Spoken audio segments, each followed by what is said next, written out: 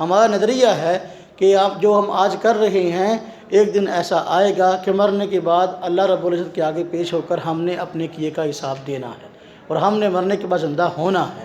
تو اس سے پہلے سارے کا سارا عالم فنا ہوگا، اور پھر رب تعالیٰ دوبارہ کائنات کو پیدا فرمائیں گے، پھر حساب و کتاب ہوگا۔ تو یہ فنائے عالم کا نام قیامت ہے، اور قیامت کے بعد کے احوال کا نام جزا سزا ہے، یا آپ آخرت رکھ لیں تو یا آخرت کی زندگی۔ قرآن کریم میں اللہ تبارک و تعالیٰ نے مرنے کے بعد کے حالات کو آخرت کی زندگی فرمایا وما هذه الحیات الدنیا الا لہو ولعب وان الدار الاخرۃ لہی الحیوان۔ بھی آخرت کی زندگی اصل زندگی ہے، یہ دنیا کی زندگی کھیل تماشا ہے۔ تو یہ تین بنیادی عقائد نظریات ہیں: توحید، رسالت اور قیامت۔ نبی اقدس صلی اللہ علیہ وسلم نے فرمایا کہ میں اور قیامت اس طرح بھیجے گئے ہیں۔ آپ نے انگلی کا اشارہ فرمایا، تو دو انگلیوں کو کھڑے کر کے میں اور قیامت اس طرح بھیجے گئے ہیں۔ کیا مطلب؟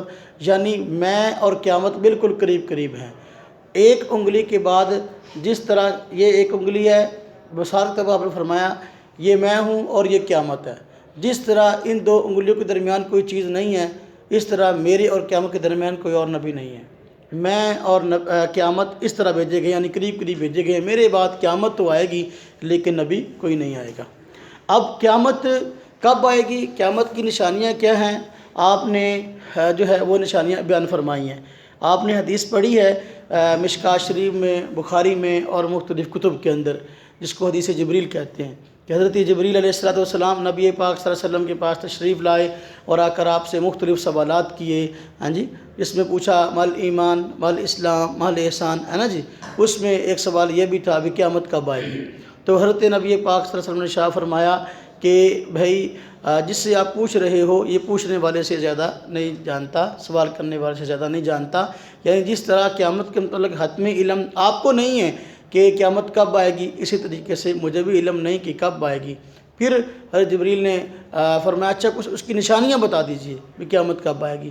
پھر آپ نے اس ایک حدیث میں کچھ نشانیاں بیان فرمائی ہیں۔ اس کے علاوہ اور احادیث میں موقع بموقع آپ نے قیامت کی نشانیاں بیان فرمائی ہیں۔ تو قیامت کا علم حتمی یہ کب آئے گی اس کا علم کسی کو نہیں ہے۔ جس طرح کہ قرآن کریم میں اللہ پاک نے فرمایا ہے 5 چیزیں ایسی ہیں جن کا علم سوائے اللہ کے کسی کے پاس نہیں۔ ان اللہ عندہ علم الساعہ، کہ پہلی بات یہی ہے کہ اللہ کو ہے علم کہ قیامت کب آئے گی۔ ہاں قیامت کی نشانیاں نبی پاک صلی اللہ علیہ وسلم کو بذریعہ وحی بتائی گئیں تو آپ نے وہ بتا دی ہیں، جو چیز آپ کو علم میں تھی آپ نے بتا دی ہے۔